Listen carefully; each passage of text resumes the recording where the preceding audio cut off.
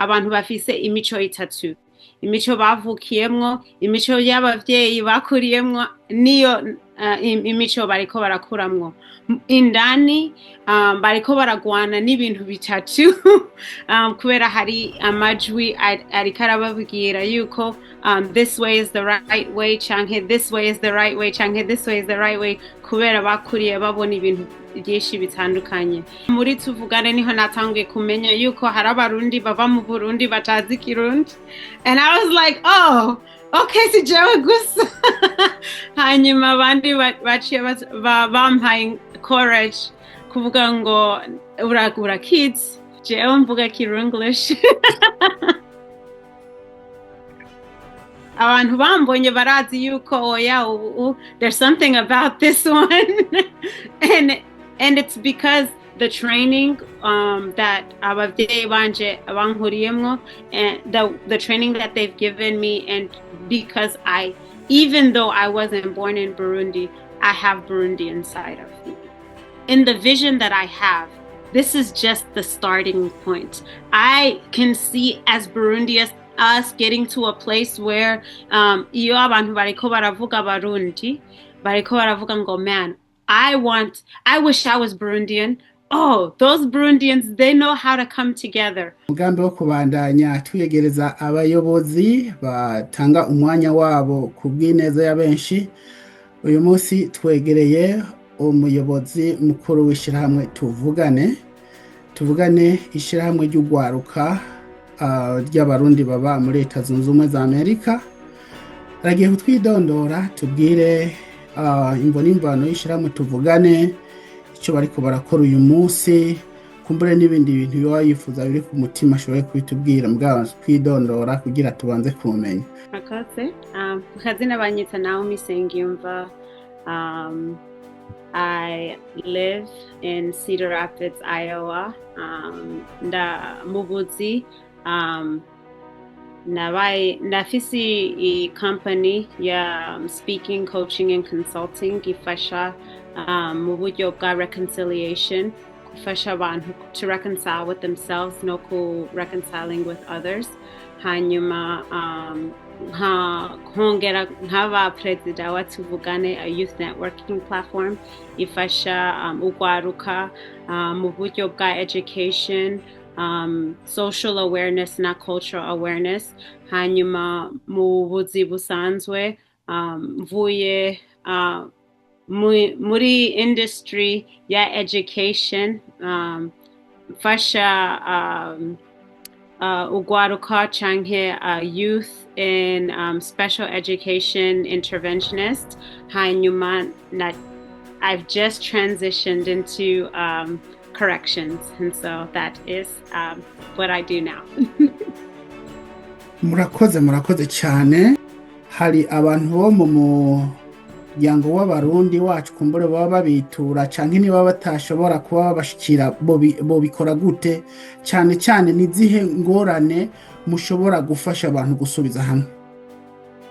With my reconciliation work, I have not worked within the Burundian community a lot, but I have worked within the immigrant community, and I've had times where I've worked with different churches and different organizations to kind of talk through when they're ready to talk through ways that we can reconcile in healthy manners and what that looks like. Abimukira natwe turibo, ni ibihe bibazo mukunze kubona bikunze kuba hagati y'abimukira bishobora gutuma batumvikana? Mutu babarire Kirundi twacigiye ngaha muri Amerika, so raza kubona jani ko ndavanga Icongereza n'Ikirundi. Ariko novuga yuko kubera ubonye aba immigrants bimukiye ngaha, hari itandukaniro canke ukuntu wobona like itandukaniro iba kumwe n'abavyeyi n'Urwaruka, kubera abavyeyi hari ukuntu bakuze, imico bize, n'ukuntu biyumvira yuko ubuzima bumeze. n'urwaruka buje they consider themselves third culture kids, abantu bafise imico itatu, imico bavukiyemwo, imico y'abavyeyi bakuriyemwo, niyo imico bariko barakuramwo. Indani bariko baragwana n'ibintu bitatu kubera hari amajwi ariko arababwira yuko this way is the right way, canke this way is the right way, canke this way is the right way, kubera bakuriye babona ibintu byinshi bitandukanye.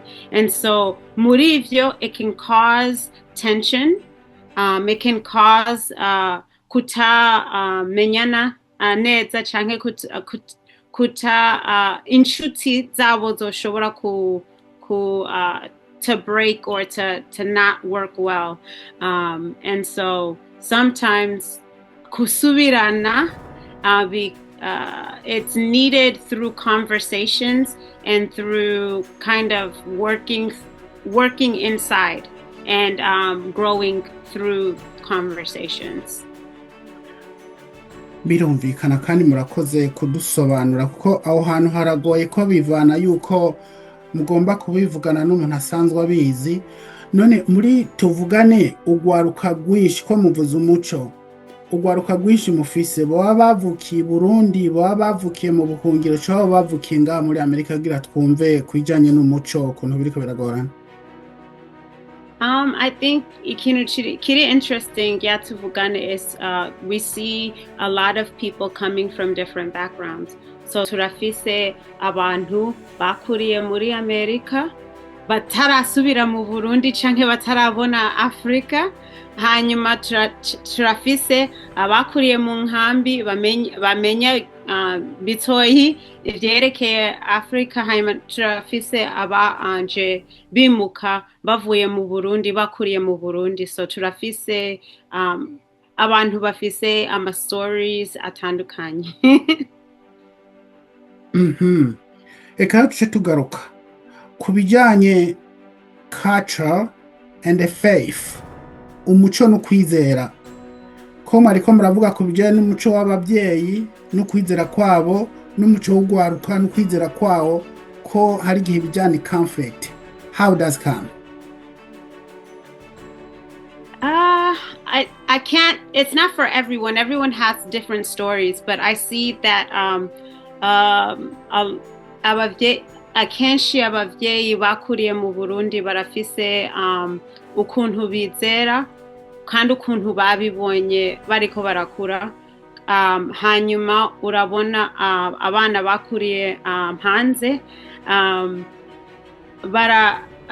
bararonka ukwizera kwabo ariko ntibihura sometimes ukuntu iri presented.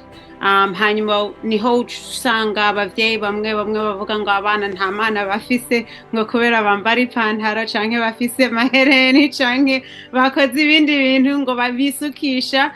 Those types of conversations, hari abavyeyi bamwe bavuga ngo imyizero ngo urabibona, hanyuma baca bavuga ngo abana ntibizera. So tubona hari itandukaniro mu kuntu bakiriya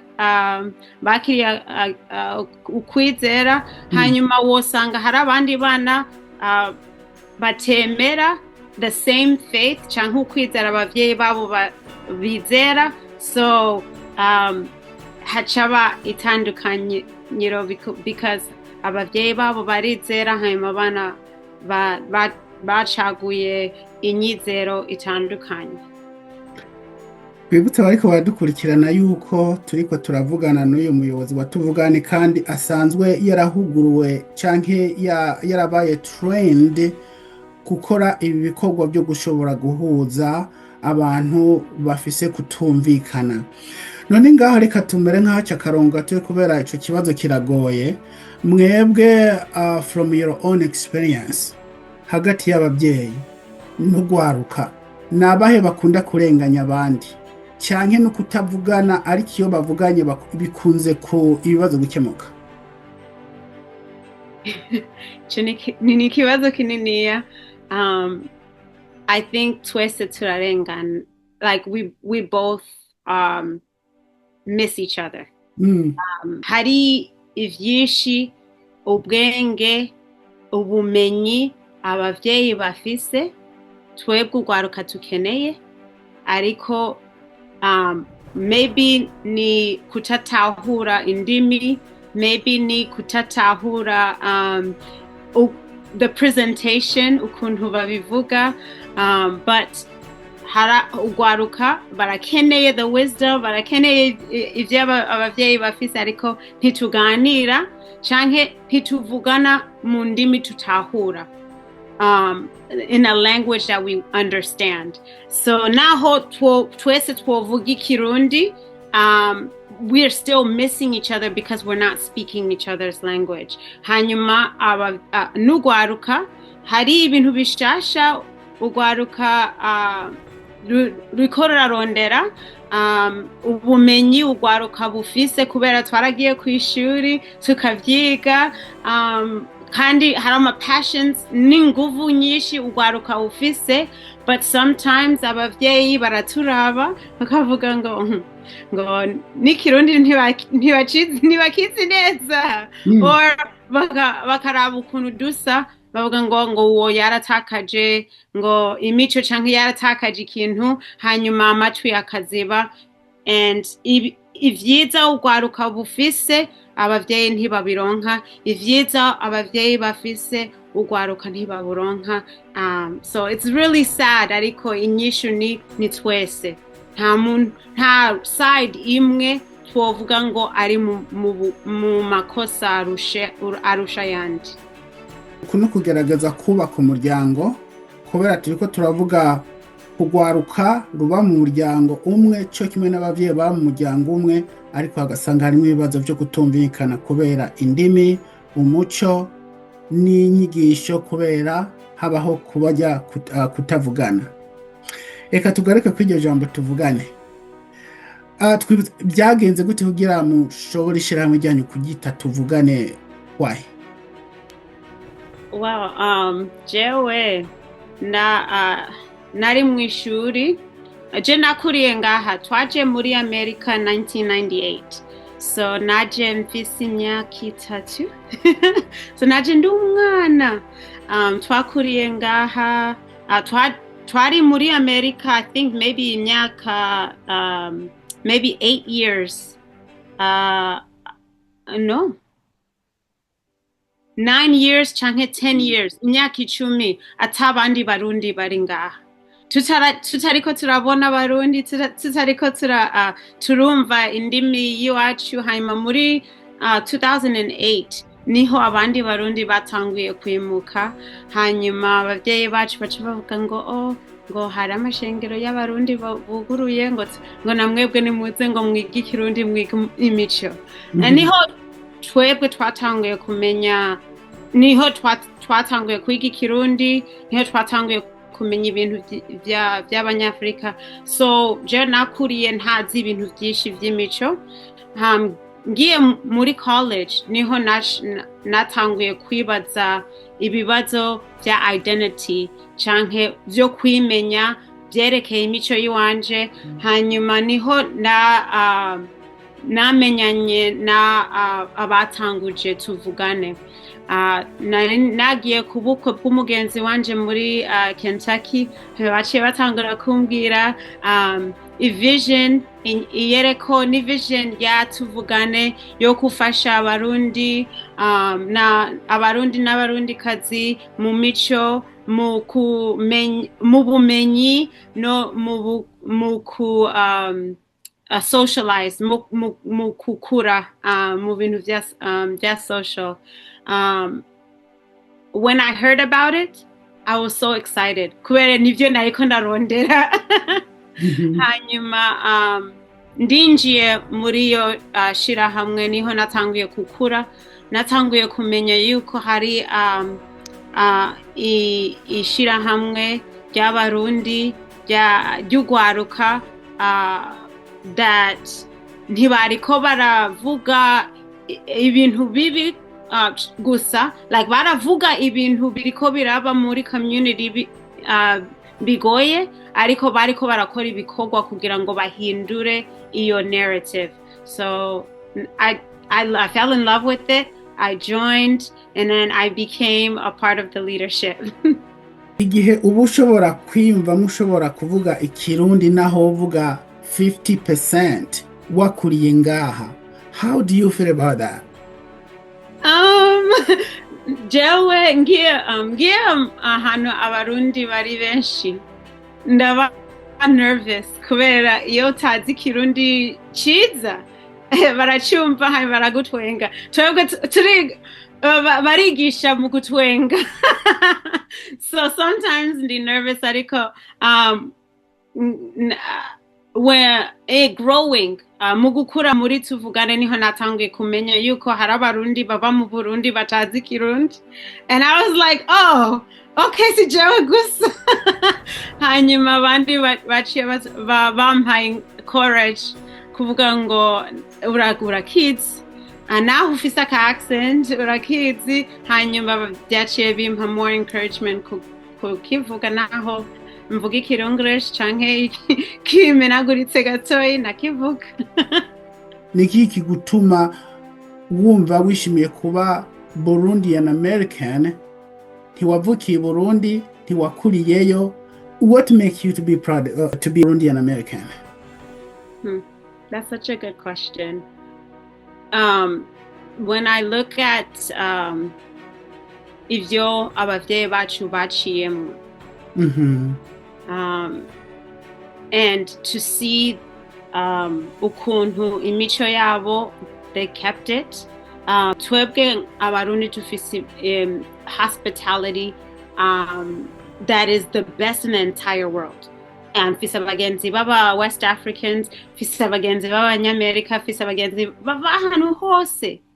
Whenever they've came to visit Burundians, ikintu kimwe bovuga, abantu bose bovuga ngo aba bantu barafise imico myiza. Burundians are hospitable.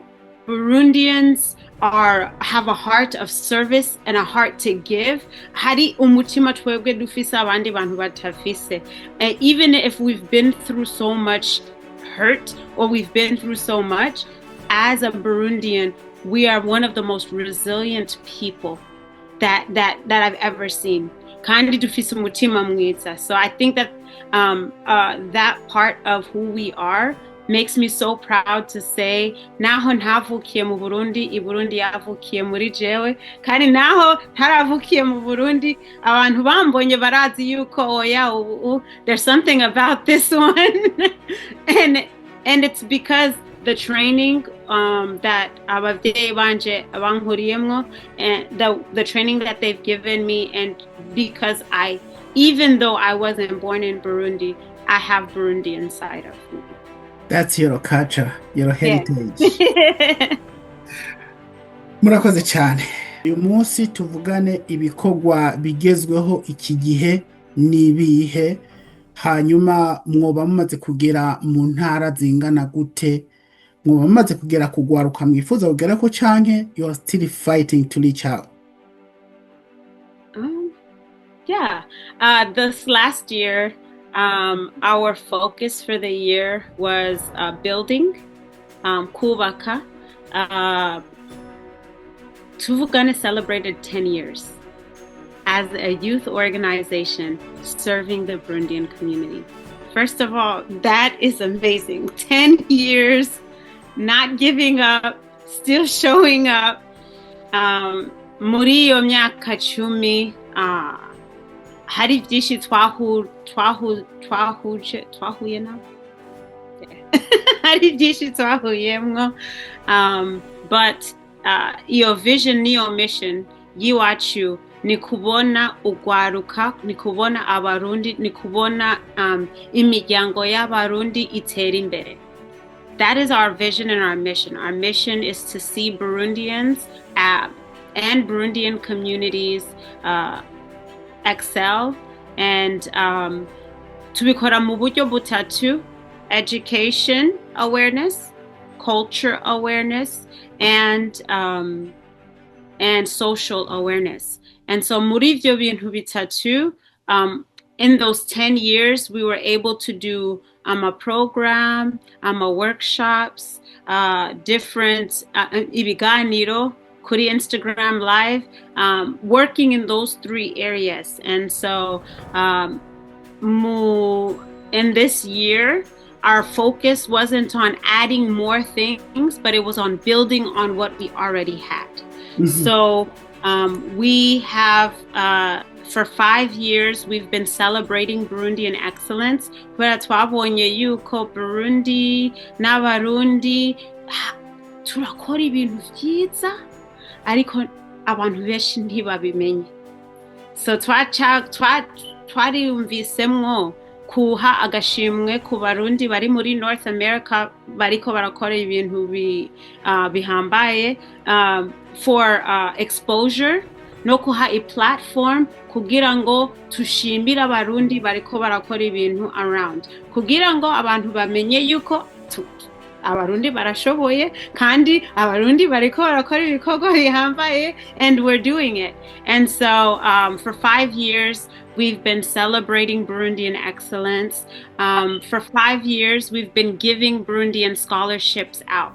So byatanguye kumwe mu businesswoman yitwa Anita Shimirimana, yabonye yuko ikibazo kimwe twafise nuko abakobwa canke abigeme bariko biruka kugenda kubaba abagore, biruka ibintu vy'amashuri. So yaciye avuga ngo reka nshire amahera 1,500 kugira ngo mfashe urwaruka bagende mu mashuri. So Tuvugane and Anita partnered together to have an annual scholarship called the Shimirimana Scholarship. Muri uwo mwaka ifocus yacu yari ku building. Muri uwo mwaka we were able to give out 4 scholarships instead of 1. So we're building on the programs we already had. So we were able to give 4 scholarships instead of 1 scholarship. And ikindi kintu, instead of just giving a scholarship, we also had a Tuvugane scholar program. Aho twafashe abo banyeshuri baronse iyo scholarship kuba connecting kumwe n'umurundi yamaze kugenda muri field canke ariko arakora muri iyo field, abo banyeshuri bariko barigamwo kugira ngo baronke mentorship for 6 months.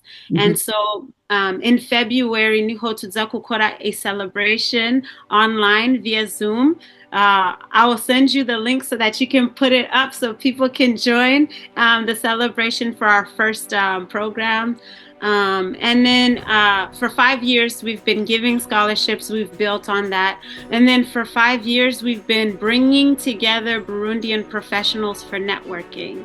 And we're building on that as well. And so, yeah, this year has been great in building on the legacy that was given to us from our former founders. None, iyo ubonye ivyo vyose mwabishitseko, wewe nk'umuyobozi wa Tuvugane, how do you feel about that? It makes me so proud to know that we can say as nk'Abarundi natwebwe hari itambuko twashitseko, but it's making me excited kubera in the vision that I have, this is just the starting point. I can see as Burundians us getting to a place where iyo abantu bariko baravuga Barundi bariko baravuga ngo, man, I wish I was Burundian. Oh, those Burundians, they know how to come together. Oh, those Burundians, they know how to give back to their youth, and they know how to make sure that their businesses are successful, that their organizations are thriving, and that their people are a people that are like a family. And so in my dreams, Changhim, in my vision, when I see the Burundian communities, I see people saying that about Burundians. And so it makes me so excited. Kumva yuko we have a part to play in making that history a reality. Mu muryango w'Abarundi hariho amashirahamwe atandukanye kandi twese our target ni kubaka umuryango w'Abarundi. Ni gute ayandi mashirahamwe twoshobora gukorana tuvugane? Yeah, I think ikintu ciza mu gukorana ni kuraba ahantu tusana mission, tukabona ukuntu twoshobora gukora hamwe, tukafasha mission yawe canke vision yawe in ways of collaboration. Tuvugane mu ma flagship programs tuvugane awards kandi tukora the Burundian American Networking Symposium. The Tuvugane Awards twamaze kuvuga ni ku celebrating Burundian excellence. Iyo ama organizations atandukanye aje akavuga ngo we want to honor our people in our organization, bakavuga ngo our people are doing this, our people are doing this, our people are doing this. You guys are helping us, but you're helping yourself. Kubera, your platform, it exists to showcase what you guys are doing. So I all of the different people that are doing those things, I think the thing ikintu kitandukanira awards ya Tuvugane ni awards y'abandi bantu nuko Tuvugane ntabwo ari ishirahamwe ifata abantu ikabaha abashimwe, ariko muri system y'iwacu tuha nomination process abantu. So abantu nibone bacagura abantu biyumvira yuko bakeneye agashimwe. So when we partner with all of the organizations, hanyuma ayo ma organizations nibo bariko barashiramwo abantu bifuza yuko bakwiriye ayo mashimwe, turiko turakora hamwe. Hanyuma the Burundian American Networking Symposium, iyo symposium intumbero y'iyo symposium nuko abarundi bamwe boza bakigisha generation isha y'abarundi.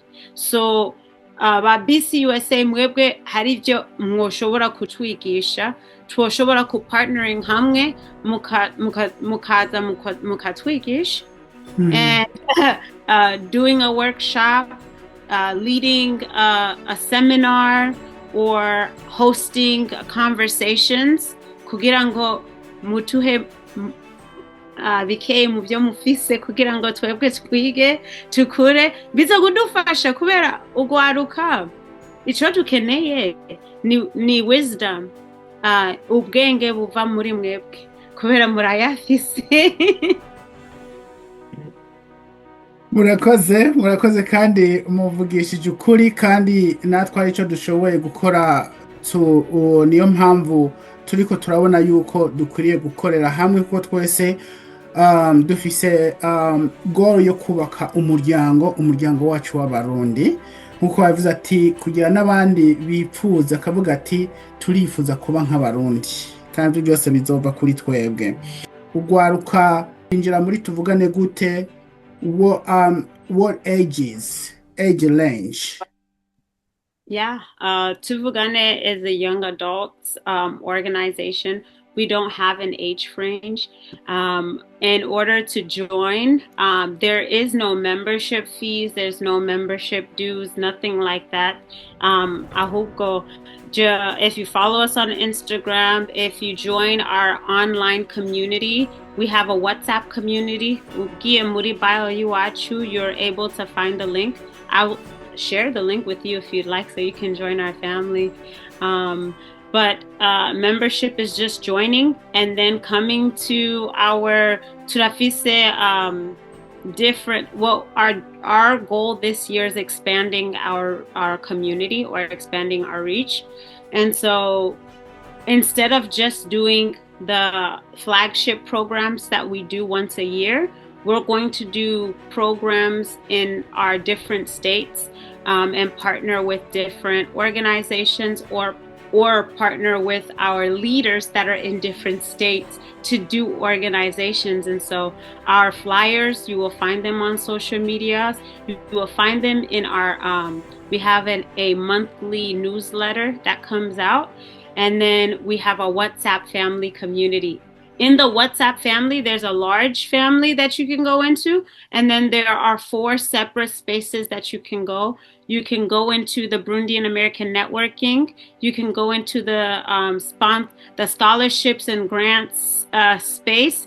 You can go into the Tuvugane Awards space, and then there's the regular family. So you can go into whichever one you feel more confident in, and in there, people share different news. They add links. They talk about the things that they're doing. And so that's a space where people can go together virtually. And then in person, we'll have flyers for the events that are coming up. None ko mukora byinshi, umwanya mukura he? Mufise abakozi, mufise grante. How do you do that? We're volunteer based. We have people that believe in our the mission that we have, and a lot of things, they come from our own pocket. As an organization, I think our vision and our mission, we believe in it 100%, that it's worth it. What we're doing is it's worth going about, and once people come and they see the impact that's being made, when you see that there's scholarships that are being given, there are opportunities that are being given, when you see inyungu ukuramwo iyo umuntu ariko arakwigisha ikintu, that's something that you want to be a part of, that's something that you want to give. And so I've never gone to the place where I feel like it's a struggle, because I see that people are willing to partner and join in the cause. And so, like, that's really something huge. Ejo hari imbere hatuvugane. Wowe nk'umuyobozi wawe uyu munsi wifuza yuko tuvugane wegeza he? I want to see Tuvugane as a space that's healing centered. Aho hari ingwara zimwe zitakira kubera ntituzivuga, kandi abarundi benshi turi abantu that are very quiet and that don't really share a lot, and so we see that there are people that are suffering in silence. Twebwe abavyeyi, they're suffering in silence. Abana, they're suffering in silence. But what would it look like if we brought those problems to Kavugana? And mukuvugana, it's not mukuvugana to point fingers. Kuvuga ngo wewe, ngo warakoze ibi, wewe warakoze ibi, but kuvugana to heal. So I see healing centered community building. I see youth empowerment. Aho tufata abavyeyi babone abana babo, babone ibyiza bariko barakora, bakavuga ngo hey, nimuze, we want to kubaha encourage kugira ngo mugume mukora ibyiza biriko biraba, hanyuma n'urwaruka bakihagarako bakavuga ngo na jewe nafise ico noshobora gukora, kufasha umuryango, kufasha community, no kufasha Burundi. And then ahantu hari open kuronka cultural dialogue, aho tutatinya kuvuga ibintu bikeneye kuhinduka, ariko mu mvugo y'ukuri no mu mvugo yubaka. Ifise grace yubaka. But tukavugisha ukuri kubera tutavugisha ukuri ayo makosa araza kuba mu mafabric y'imico y'iwacu, tukavuga ngo uku nuko tumeze, ngo ni imico y'iwacu, hanyuma nivyo biza gutuma tuguma tuba hasi. Twibutse yuko twebwe turi mishiramwe BCUSA, Burundian Coalition USA, shiramwe ryo gufasha no gutabara n'iterambere kandi twubaka umuryango w'abarundi. Namwe muri tuvugane shiramwe ry'Urwaruka kandi mwubaka umuryango w'abarundi, yo mpamvu gukorana tukaja hamwe kugira ngo twumve n'ukuntu dushobora kuja hamwe ariko kwiza. Naomi, turagushimiye ku mwanya wanyu. Reka tuguhe akanya ko kugira ubutumwa, message woshikiriza either abandi bayobozi musangiye urugamba rwo gushobora kuyobora abarundi baba ngaha muri leta zunze ubumwe za Amerika canke muri rusange ico wifuza umuryango w'abarundi ngaha muri Amerika bakwiye kumva from your own experience? Yeah. Murakoze cyane kandi ibyo mukora ni byiza. Twishimye yuko mwavuze ngo mushaka kuganira na twebwe ni ikintu cyiza cyane. Icyo nashobora kuvuga ni twebwe abarundi turafise great opportunity, i future nziza. Turafise future nziza. Icyo tukeneye nk'urwaruka n'abavyeyi ni uko twoshobora collaboratinga hamwe, tukakorana hamwe, tukubaka hamwe. Tukeneye mentorship. Abantu bavuga yuko baramaze gushika mu rugero kandi bashaka kuza gufasha urwaruka, bakaganira, walking alongside, bakaba mentoring kugira ngo bafashe n'urwo rwaruka kukagera mu rugero mwagezemwo. Tukeneye resources, time, ubwenge, funding and access kuma networks mwamaze kuronka. Na twebwe twokora the same thing muma networks twebwe tufise ngaha muri Amerika, networks mwebwe mufise ahandi mwoba mwagiye. And advocacy, ukuntu mwoshobora kugurura urugi muka validate and validate ibikorwa turiko turakora that are youth-led initiatives, muka ugurura urugi kugira ngo natwebwe turonke intambuko to go into different spaces. Hanyuma ikindi ca nyuma ni trust. Mukamenya yuko naho turugwaruka, to know that naho turugwaruka, we're leading things that are important for our community as well, and we have the same heart. Turafise umutima wo kufasha urwaruka no kufasha imiryango y'abarundi kugira ngo we can advance and we can grow. So that's the heart. That's the call. Iyo niyo muhamagaro dufise mu gukorana kumwe na yandi ma organizations n'abavyeyi badukuriye. So yeah, thank you. Twibutse abadukurikiranye yuko uyu muyobozi ariko aratuganiriza uyu munsi yashitse ngaha muri leta zunze ubumwe za Amerika afise imyaka 3. Yes. Abashoboye kumva ururimi avuga, ntaje watubwiye ngo ururimi rwawe bagwita ngo iki? Jewe mvuga English. Mwatubwiye yuko hariho n'ibindi bikorwa mukora ku bijyanye n'abantu basanzwe bari mu nzu canke mu nzu z'amabohero. Tubwire ubuzima bwaho muri make. Namaze kubona urwaruka n'abavyeyi biwacu bagenda mu mabohero, and when we get there, those are the cracks canke tusanga n'ahantu urwaruka i-community yacu naho tufise ama cracks aho abantu bagwa, right? And we'll find ibintu bimwe byabasanzeyo, n'ibintu umuryango ni community twoshobora gufasha, n'ukuntu twebwe twoshobora gufashanya kugira ngo abantu biwacu ntibashikeyo. But sometimes hari abantu bafise imiryango myiza, i-community myiza, ariko tugasanga yuko birutse kubera bya bibazo navuze yuko tufise ingorane, tufise ingwara zitaboneka kandi ntituzivuza neza. So mu kuvura ingwara bamwe bagenda mu madrugs, bamwe bagenda mu kunywa cyane, bamwe bagenda mu bintu bibaha a pleasure iri temporary ariko ntabwo yifasha. Hanyuma basanga ama choices bariko barafata irabatwara mu nzira zibatwara muri jail. And so muri vyo hari inyigisho twese dukeneye